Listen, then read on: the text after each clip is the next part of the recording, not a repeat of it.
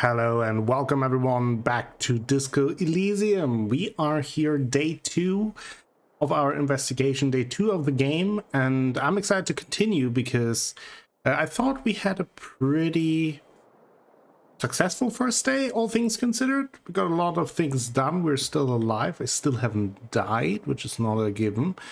And we have some bottles that we collected, which is always nice, right? So let's leave our room and see what day 2 has to offer for us. Him seems to not be there. We have plenty of things to do. The door is closed. Still nothing. That lady is still not available.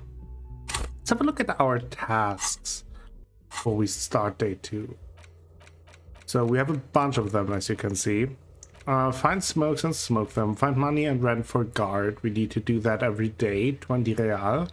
I'm not sure if I have that money. I may have. And if I do, I will just pay him right away once I see him. I got that out of the way.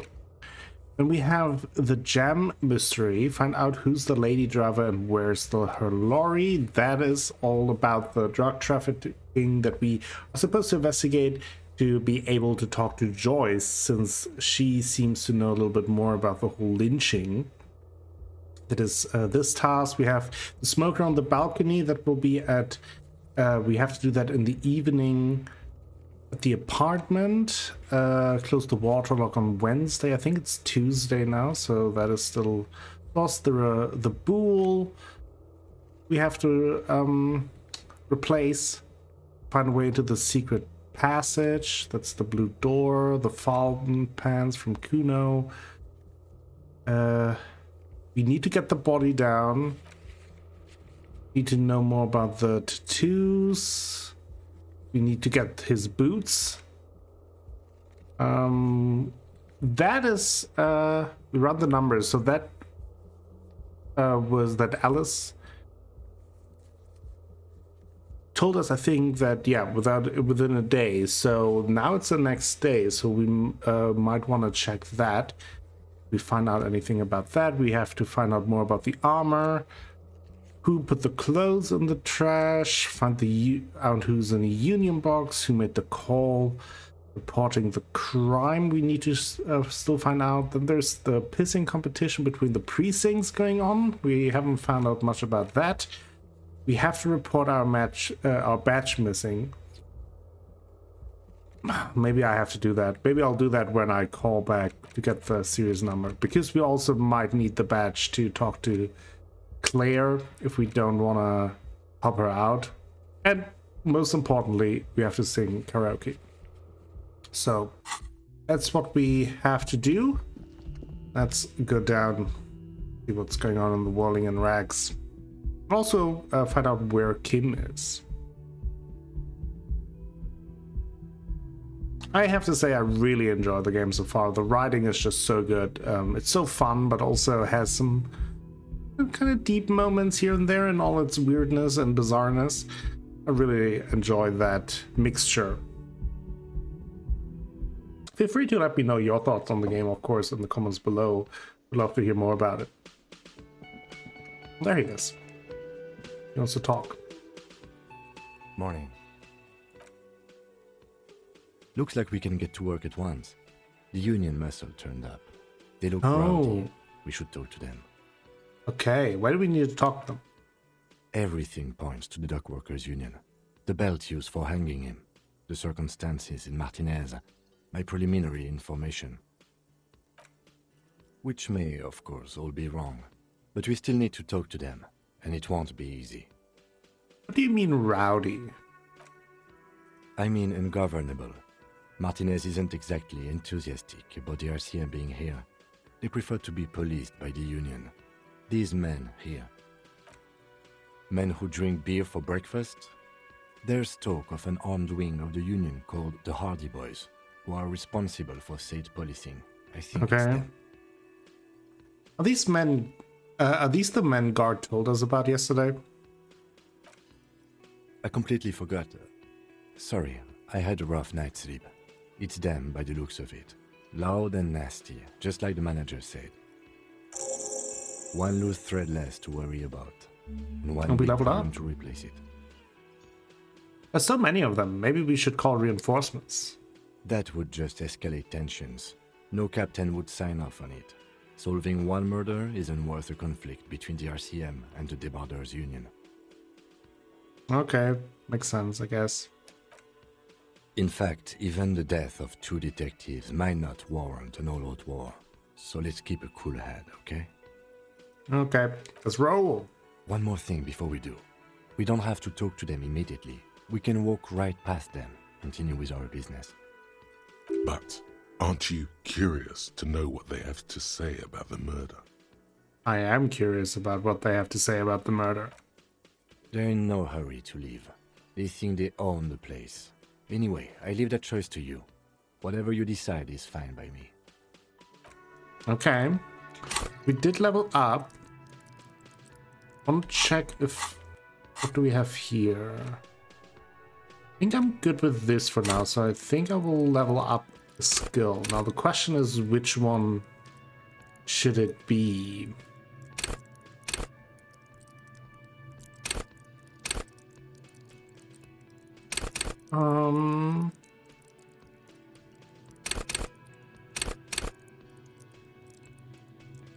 I feel drama would be interesting, right?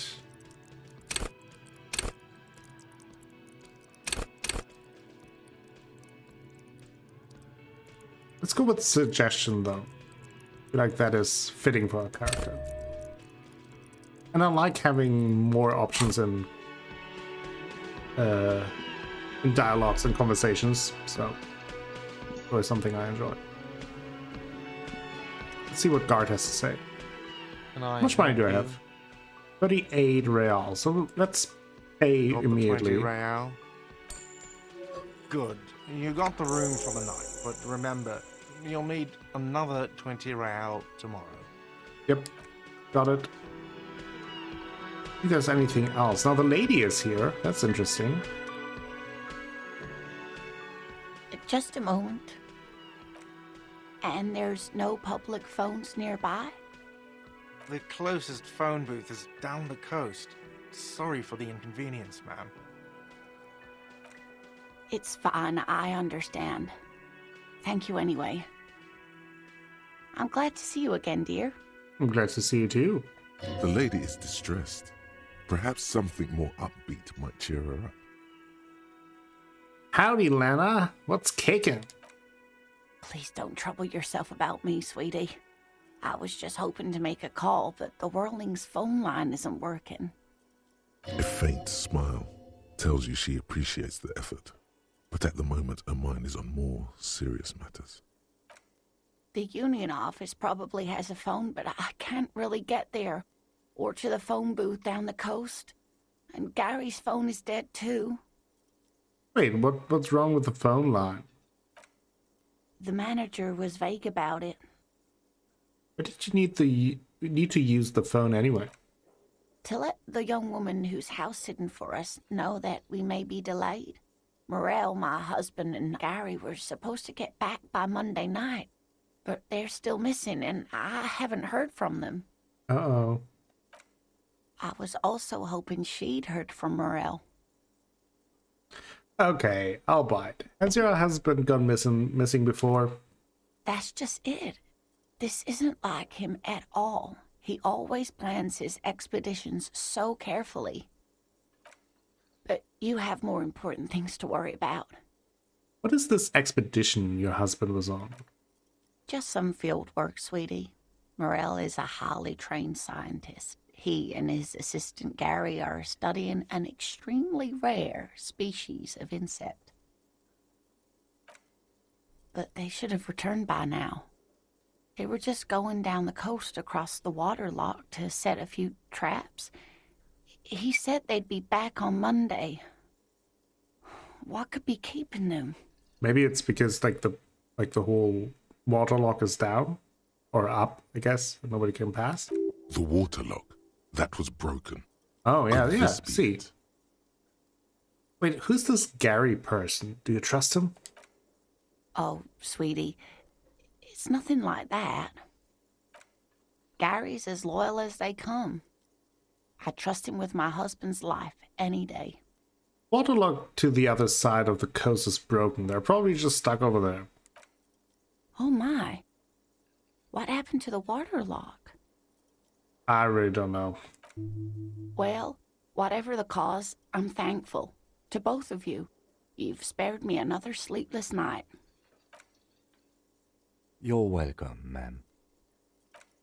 I hate to ask, but if your investigation takes you to the other side of the coast, please do keep an eye out for my husband.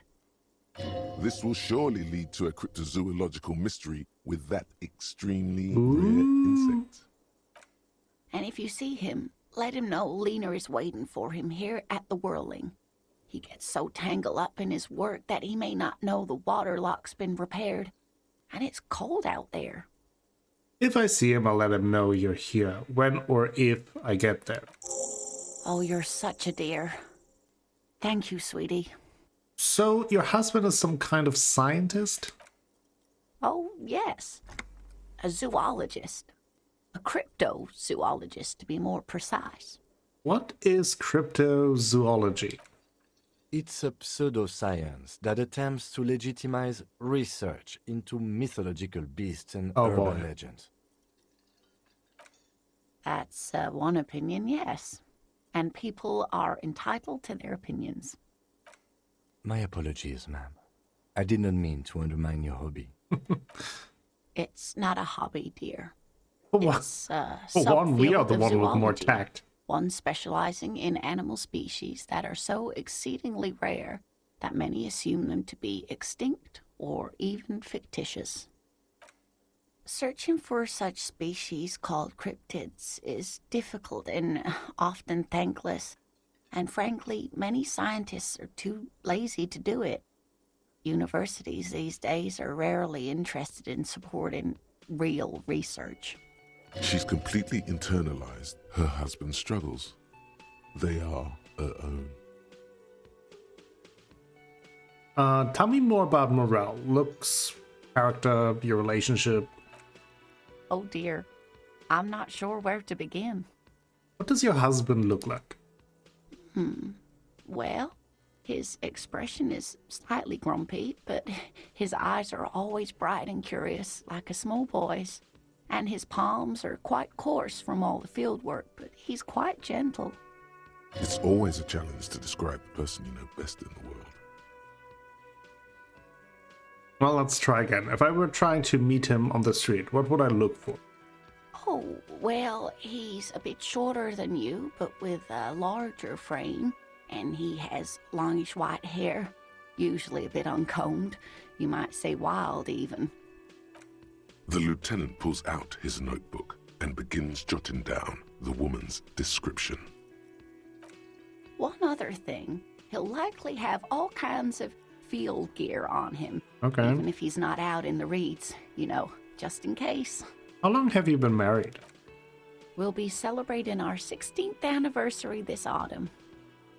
Not the most numerically satisfying anniversary, but I like the less obvious milestones even more somehow. How did you two meet? Via dating agency, I'm ashamed to say.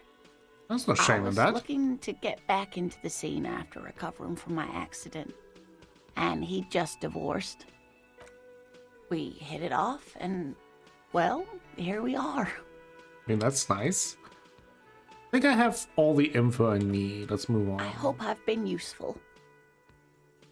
Tell me more about this rare insect your husband is looking for. Oh, sweetie, it's fascinating. But I shouldn't bore you with entomological minutiae. The lieutenant gives you a sideways glance. No, I want to hear about this insect. Well, it's a phasmid, technically, but... Oh, yeah. Here comes the interesting. Where other phasmids imitate sticks or leaves, this one's a living reed. It disguises itself among the reeds here on the insular Indian coast. Okay. hence its name, the Insulindian phasmid. Perhaps you'll end up co-discovering the phasmid with us, officers. I knew it. We're gonna be chasing made-up insects with cryptozoologists. Kim is so over it. It's not made up, officer. I can assure you. It's simply elusive, so much so that most establishment zoologists doubt it exists at all. What makes you think the phasmid is around here? Well, some teenagers making out in the reeds saw one. They didn't know what it was, of course, but there was a brief article in a local newspaper about their encounter with a ghost insect that looks like the reeds. Gary sent us the clipping. So the Of newspaper course, is all the most phasmid evidence? sightings turn out to be false alarms, but their description matched the Insulindian phasmid perfectly, and they didn't even know what they were looking at. So, is it dangerous? Not at all. Why else would it hide itself so carefully? Is it valuable? Oh, I doubt it. No one gets into cryptozoology for the money, sweetie. Sure. That's what they always say. Does it have cool powers? Yes, it can blend in almost perfectly among the reeds. It's how it stayed hidden all these years, centuries even. Okay, so what's so special about this stick bug then? Oh dear, I'm afraid I'm not explaining this very well. It is very special. Morel can explain it all much better. I wish you could hear him describe it. Then you'd understand, I'm sure. Maybe you convince her to tell you about some cool cryptids. So 97% chance we have +1 worried about her husband, and +1 has the green ape pen. There's really no point in manipulating anyone. She'd be only too pleased to tell you about her work. Go on and ask. Hey, Lena, I'd like to hear about some of the cryptids you've studied. Could you just tell me about a couple of them? Oh, I'd be delighted. Truth be told, I could really use the company too. One cryptid, not a couple. One. This won't turn into some kind of cryptid extravaganza.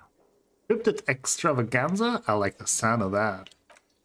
And I don't. Just one. Or he'll be disappointed in you. Ooh, tough choice there. Okay, so what's the biggest cryptid, the tiniest cryptid, the most dangerous one? Is that a cryptid on this pen you gave me? Are there invisible cryptids? Ooh, let's ask about the biggest one. I will ask about all of them anyway. Sorry, Kim. That would be the giant of Coconur. The giant lives in the most arid parts of the vast Coconur Desert in South Samara, casting a strange light across the barren wastes. Wait, what do you mean strange lights? Mirage or psychogenous luminance. And just how big is it? No one knows for sure. It is like an awful mountain appearing from below the horizon and expanding to cover almost a third of your field of vision. Is it dangerous? The towering luminosity of Coconur is a bad omen in local folklore. Some say it's a fata morgana, others, fate unimaginable. Who here? No animal can be that large. It's a mirage. That's what makes it so peculiar. A species surviving at the very limits of scientific law. The giant of Coconur must be the largest animal the planet can support. There are limits, you see, to how large a metabolism an ecosystem can beget. Some say a gravity anomaly below the Coconur Desert might allow the creature to grow to these gargantuan sizes. Great. This is great shit. You need more. You need more. What's the tiniest cryptid? Hey, you promised you'd only ask about one cryptid. But Kim, don't you want to hear about another cryptid too? The lieutenant pauses, thoughtfully. Something in him breaks. Ah, fuck it. Let's have more cryptids. See? Well, the smallest cryptid is the Cryobacter catlensis, a unicellular bacterium.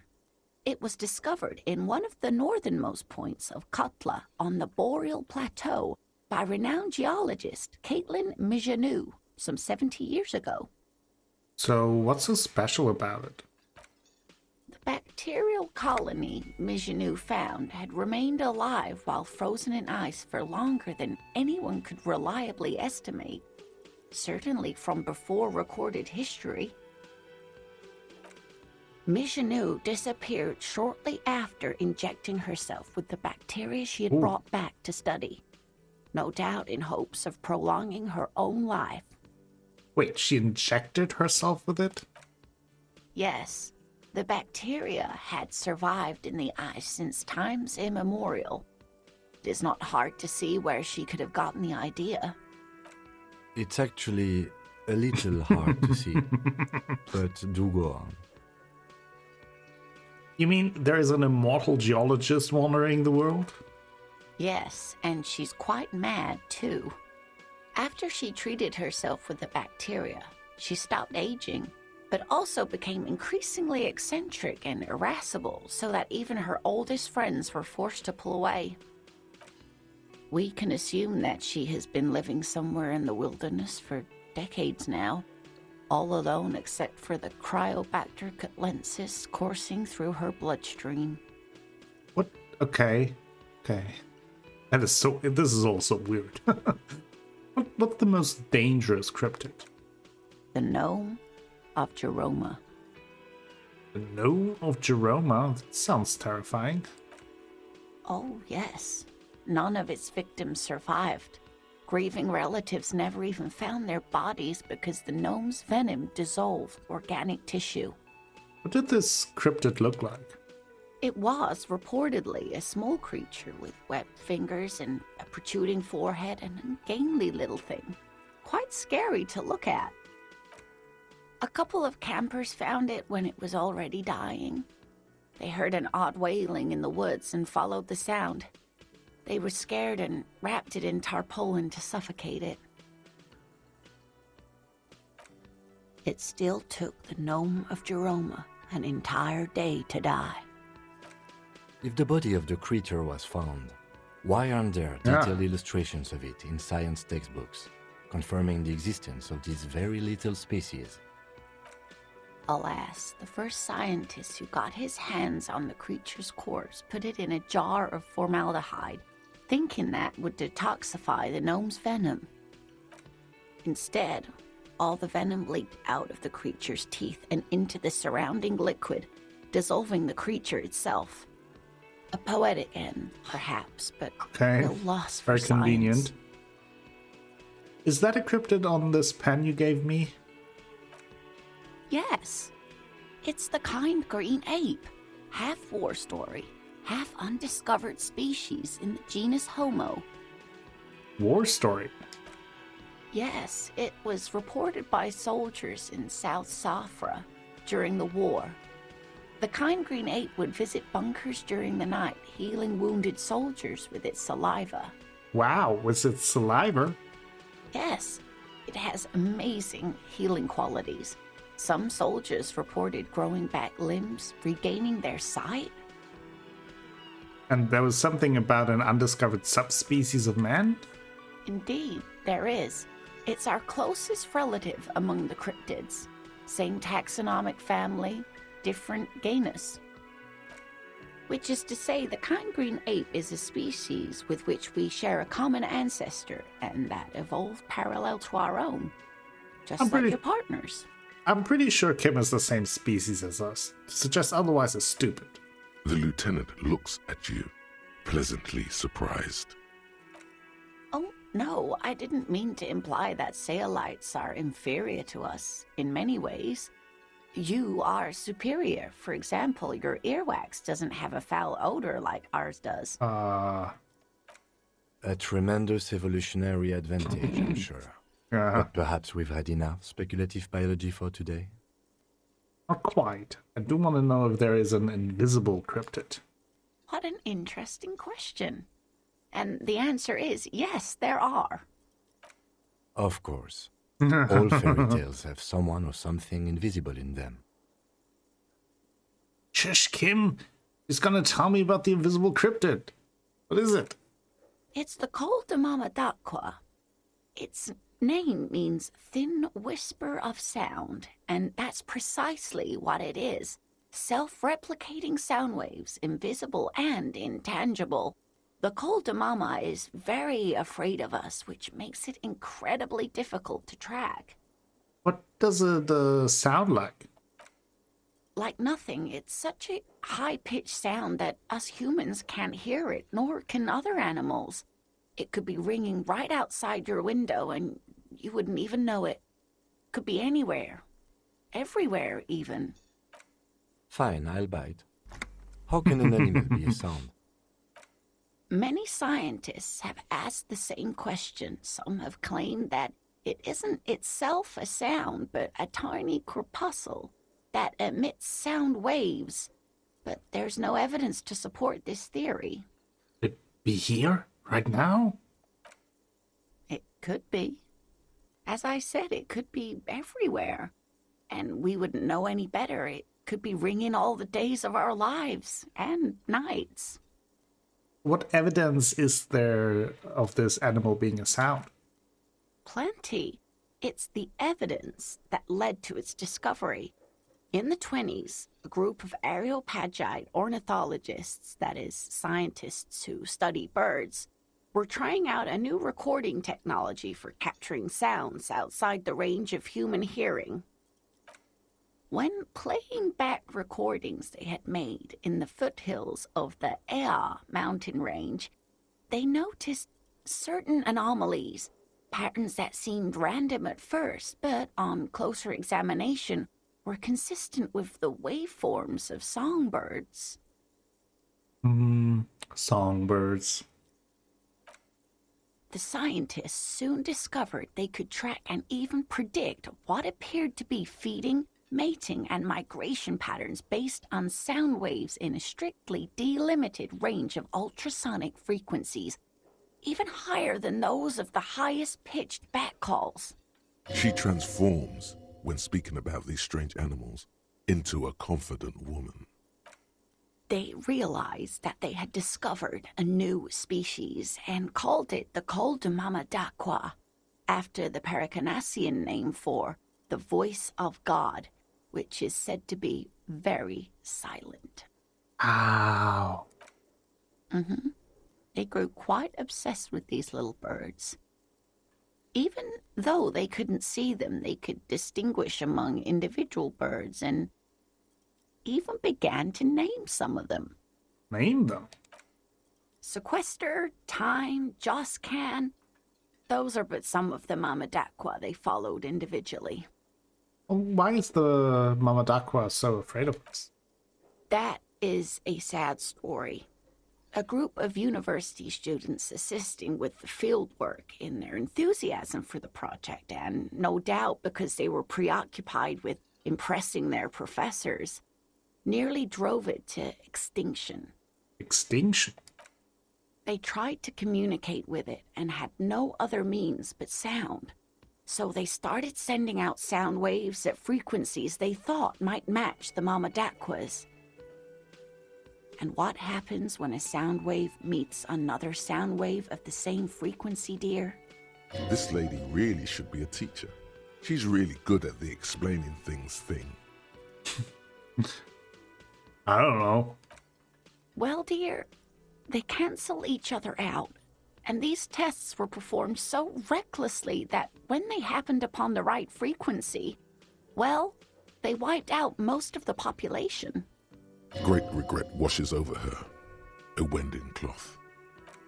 After that, the corpuscle appears to have migrated elsewhere. There have been recordings of anomalies similar to those spotted in AI, but they've been few and far between. It's impossible to confirm the presence of any stable Coltamama Dakwa population anywhere. Of course. A common thread in these. Disappearance and unfalsifiability. I like the story, though, ma'am. I'm glad you did, dear. Well, What about what? I think... Man, I just can't get enough of these cryptids. I'm glad you like them, but I'm not really one to tell you about all of them. You should ask my husband if you get the chance. He's the real expert. I sure will. Well, let's leave for now. That was very interesting. Let's talk to Bart again, because I want to hear about this phone business. Can I help you? Another thing. Great. I Yeah. love those. The phone line is dead?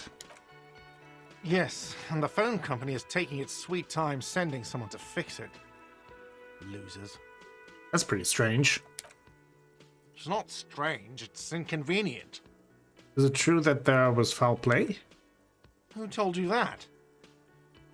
Lena? Fine, yeah, it looked like someone had messed with the wiring. It was shortly after the hanging, but I don't know if it's at all related. Plenty of assholes around here who aren't murderers. He's exhausted from years of dealing with the assholes. That's why he's trying so hard not to be one too. If you do find out who cut the line, though, let me know, so I can forward them the repair bill. Okay. Yes? Well, that's interesting. Oh, here's the union. Oh, and the gardener is here too. Let me handle this. Detective disorientated. Are you still wondering where you are? This is Martinez, in case you've forgotten. I advise you not to overstay your welcome. Not as nice as yesterday. Her entire character Yeah. has shifted. This young woman is cold as ice. You're the gardener. No, I am not a gardener. I'm a legal counselor for the Dock Workers Union. Uh-oh.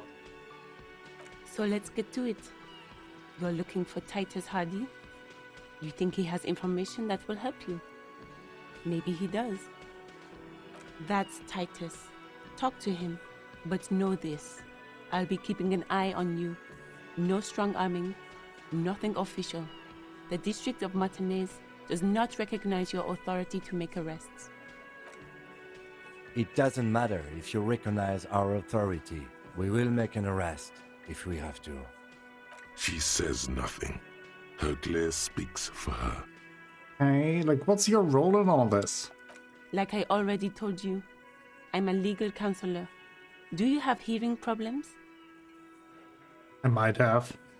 What if I want to talk to you, not Titus? What you want is of no significance, officer. Don't test your authority.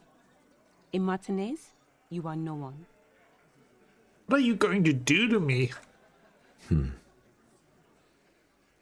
What are we going to do to you? The union isn't going to do anything to you. It is not a crime syndicate. It is a labor organization. Goddamn right it is. If anything, it is the RCM who do things to people. But we digress. Why are you so aggressive? Aggressive? You make your living enforcing violence. These people are just dock workers. So you were spying on us, and now you represent murder suspects. Just dock workers. Listen, you moral intern lackeys. You're a mob, enforcing the unlawful privatization of Revachol. 20 fat men in the Occident are stealing it all, and you're their bodyguards. Fuck yeah. So ask what you came to ask, or get back to your commanders.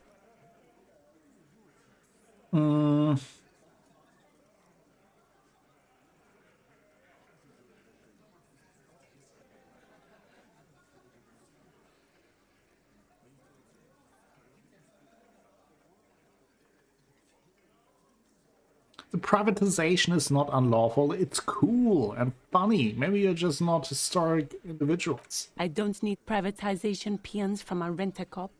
Just do your job, ask your questions, then get out of Martinez. Okay, I should talk to Titus then. Oh, that'll be interesting. I guess it's the big guy here, yeah. Some money here. Well. This is where you say your bit. Detective.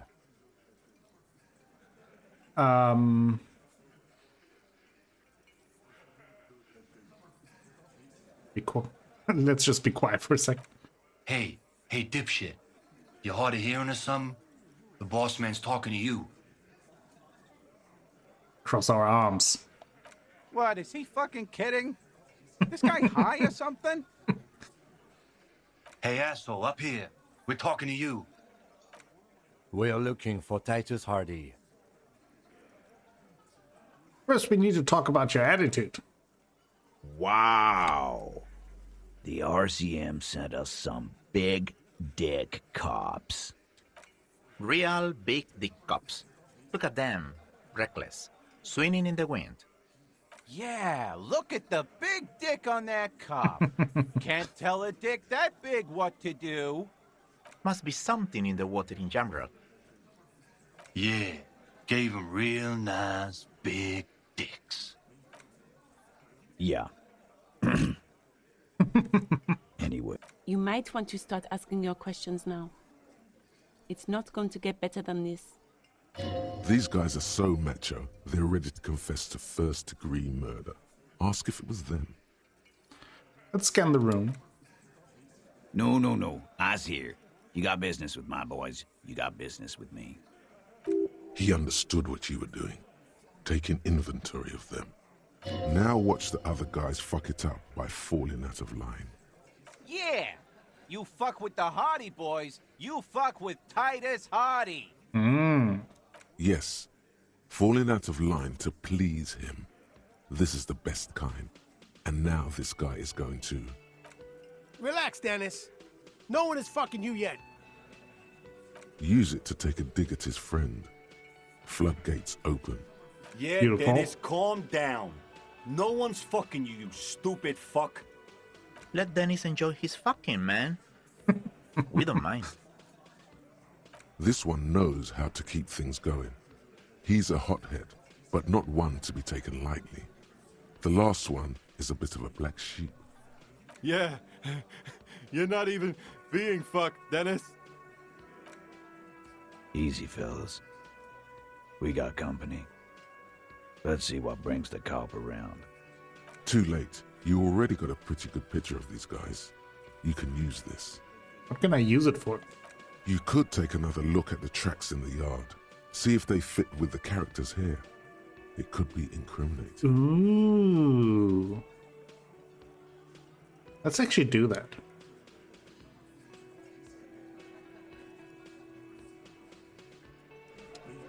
Let's do that before we talk some more. We have there. Attack with a window. Workers, a ceiling height window.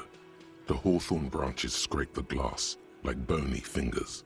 The men are talking, but you swear you hear those black limbs tap on the window as the wind blows outside. It's not time yet, -12. Let's squint. There's a little slide panel up there to let some air in. No need to open it in spring. It's still too cold outside. You're not so sure about that. Somehow you just know there's something out there, behind the glass. Something out there. Yeah, your mother. Oh. Stop it. Okay, let's have a look at the tracks outside. Then we return and talk to them with a little more evidence, I hope.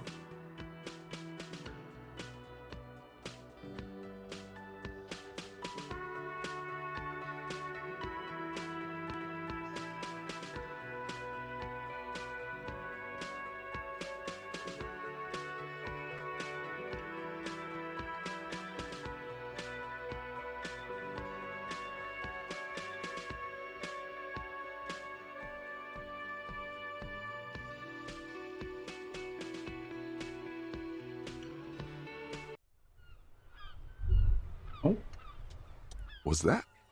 Could it be? The Col de Mamadakwa? No, it's probably just your imagination ringing in your ear. Is there a ringing? There seems to be an extremely high-pitched ring. Ultrasonic. Lena said it was very high-pitched, right? It's like something tickles your ear. Honestly, your ear isn't hearing a whole lot. The distant hum of the industrial harbor, the traffic.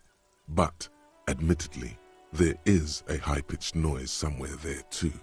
But then, isn't there always? Wait, Kim, do you hear a high-pitched noise? No, I don't hear the Col de Mamadakwa, and neither do you. Of course he doesn't. He's deaf.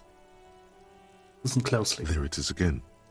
You are about to rediscover a long-lost species. Keep listening. It must be very close. Maybe, just maybe, it will come toward you. Let's move our head towards the sound. Oh no. The sound. It's moving away. Somewhere over there. Go after it. No. Too late. It's gone. There is no ringing anymore. Just the sound of the streets. No, come back, please. Keep your ears peeled, then. If the species really has migrated to Martinez, you're sure to hear it again. Call the Mamadakwa. Maybe we will find it. Maybe it's real. There's the lady that is in the other room, but I don't know how to get to her. There are several footprints in the mud, left by work boots. Anywhere from 6 to 12 pairs have walked here. Well, 42%. We have +1. Since we counted the Hardy Boys. Is visual calculus. Do you have, like, some clothes that might help us with that? Visual calculus. Relation, rhetoric, perception, logic, closure, endurance. No. Anything that is as a minus? No, nothing that really helps us there. So, yeah, let's just try it. There are several footprints in the mud. Left. Wow. Still not doing it. You're bad at this. This seems really important. Checks on the scene, and I can't read them all at all, Lieutenant. Don't beat yourself down. Neither can I. We'll have another look later.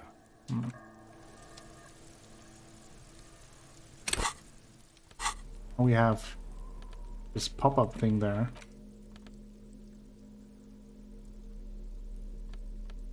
Key to room 1. Okay, now it's gone. So we still have to go there. Well, that didn't really help. So I think I'm not sure if it makes sense to talk to them before I am able to level that up. I do want to check if the lady driver is now there now that it's daytime. So maybe we will do that very quickly.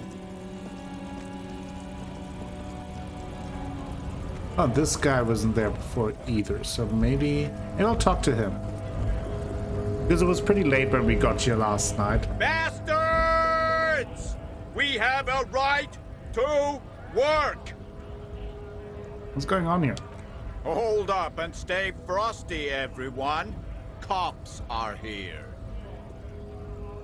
You here to fuck with us? Beat the honest worker down.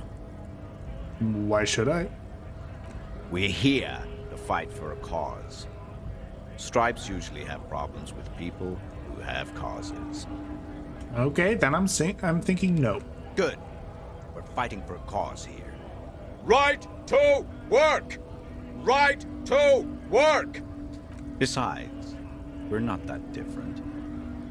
It helps if people see us talking, cops and strikebreakers together. Shows authorities are on our side. Builds confidence. And of course, are we talking about? Rights of people.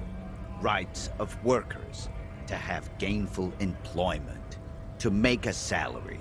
And feed their families. I don't think I've chosen any sides yet. Might be time. Don't let the fat bastards tread on you.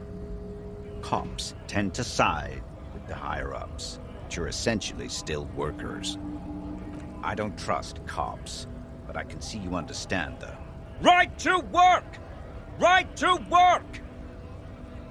Regardless, I have some questions for you. Maybe you should ask them the questions, like why we're not allowed to make a living here. Shame on you! We have families to feed, you piece of shit. So do we, Scott. Oh, that is Call Me Mañana. We heard about him. I want to get into the harbor too. Have fun. Union shits are on full strike. Don't think they're going to let you through the gates. You trying to meet their fat boss? I'm interviewing people about a murder that took place here, behind the hostel cafeteria here. I know nothing about a murder.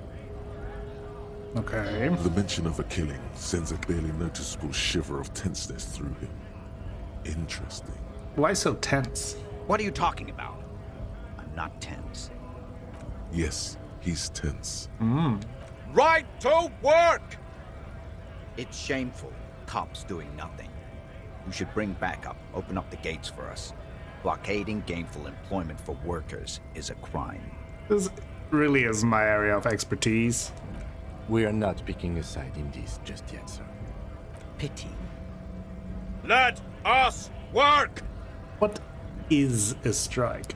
When a bunch of ungrateful, lazy cockroaches can't get their act together, decide to block honest work for other people. What do the strikers want? Beats me. They mumble nonsense about boardrooms and workers' rights, while we have the right to work! There's something odd in the way he carries himself. His set of clothing looks vaguely mismatched. The different pieces of the attire seem ill-fitting. Ill-fitting? What does that mean? His shirt is far too small and an unpleasantly tight fit, while the overalls, held up by a belt, seem to fit a man with much more corpulence. Wearing new clothes? He ignores your question, choosing instead to turn to the emaciated workers, raising both fists in the air. The clothes are obviously not his. Silence is the answer. There's something off here, Yeah. but he won't say what. I bet he's actually not a worker. You've been talking to him for quite a while now. Something is off with this guy. Ask him where he's from. Okay, I gotta ask. Where exactly are you from? What's it to you? Curiosity, going to figure out this strike mess. Big mess, caused by union greed. But I only fight for the rights of people. Already got that. I'm interested in your background. We're all workers, right? Workers stick together. Came from the eminent domain, in Jamrock. Backgrounds in odd jobs, heavy lifting, cargo hauling, bouncer work. I know the drill. Sweet, I know bars. Been thrown out from several. Maybe that's why you seem familiar. Worked at Territorial. Ring a bell? Not right now, but I might have been there. I don't really remember things well. Uh-huh. It was a long time ago. Who are all these strikebreakers? Honest men and women with rights to work, to be useful, not toys for corporate interests. We came here to help the harbor run smoothly in time of crisis. If union fucks don't want work, they ought to let in those who do want work. I have a question. Why do all these men follow your leadership? You think they follow because I'm big and loud? No. They follow the rules of the market, the rules of the economy, because they were given a job to do! What exactly is your goal here? We were promised work. We'd be in there, working, if the bastards hadn't shut the gates. And you are unable to breach the gates? Main gate's locked. Would take heavy ordnance to bust it open. Could try to get in through the secretary's office. Door's locked. The guards blocking the way to the access panel. And I don't mean the scrawny mess punk either. I mean head measurer. Or whatever he is. Wait, head measurer? Huge Seminese guy standing up there on the overhead passage. Won't let anyone by. The access panel is right behind him. How bad could one guy be? You seem capable. Bad. Standing on a narrow bridge, he's got a strategically advantageous position. And he's trained. I don't know how the Union has a trained killer up there. But that one's no joke. And my men are tired and hungry. They're workers, not fighters. Have you considered storming in, like all of you? Why don't you go arrest them instead? I'm sure they've done plenty of criminal shit. They have that look. It would be better for the neighborhood if you went home, at least for now, if you can't get in anyway. No! They will give up eventually. Or get drunk. Leave the button unguarded. Then we charge. Oh, I'm just going to leave now. Okay. That's interesting. Let's see if there's anything new here now that we're here during the day. Since the lady driver was supposed to be here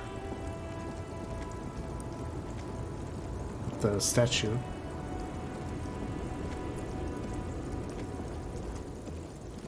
Don't really want to pressure our Frank Zapper friend, but maybe I have to find out more about this.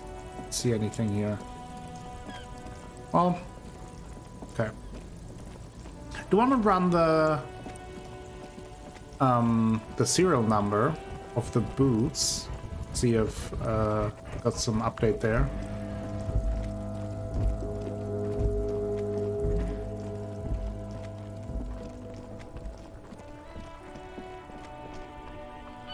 Let's do that. Inside, you see a set of steering levers, a radio microphone, a pull-out toolbox. This is Precinct 57. How may I assist you? Have you heard back from the ICP about the serial number? Yes. The armor was produced by Fairweather in their facilities in Bétancourt, sur la Clé in 42. It was part of a special order for Corps de Pharmacie, a security firm contracted to protect the interests of Oranese pharmaceutical companies in the Seminine conflict. So, it seems the armor went to Seminine. That's where the paper trail ends, though. Even the firm has proven difficult to track. Corps de Pharmacie has been renamed several times over in the years since the armor was issued.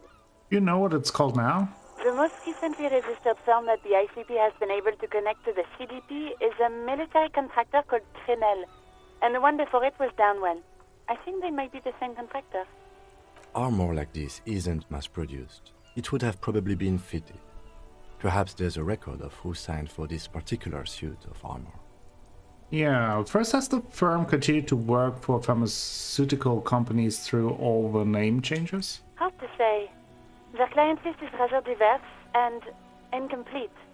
The only constant seems to be that the mercenaries are always deployed in third and fourth world countries. Suit of armor like this would have been customized to fit the wearer. There must be a record of the person to whom it was issued. Yes, but the ICP tends to be reluctant to share private sector records. I could try to talk them into it, though. That would be great. This is a fun challenge for her. An opportunity to contribute beyond doing her job by rote. She'll gladly put in the extra effort for Team RCM.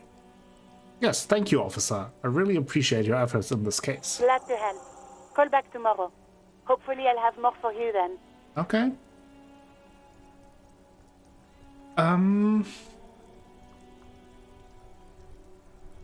I kind of don't want to tell them that my patch is gone. You see a set. Please, as long as we do have another. The suicide of Kraz Mazov. Oh, of the thought complete. It's clearly a lie. Kraz Mazov didn't shoot himself. Reaction was on the counteroffensive. The State Day Palace in Mirova was surrounded. He was either assassinated or died in the bombing. You might even have evidence to support this, somewhere in your brain.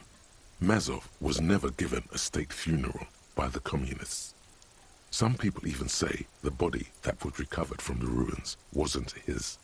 There, good. Hero restored to glory. Carry on, comrade. Why check failures heal all morale? That sounds amazing. M+1 rhetoric. That sounds really, really good as a bonus.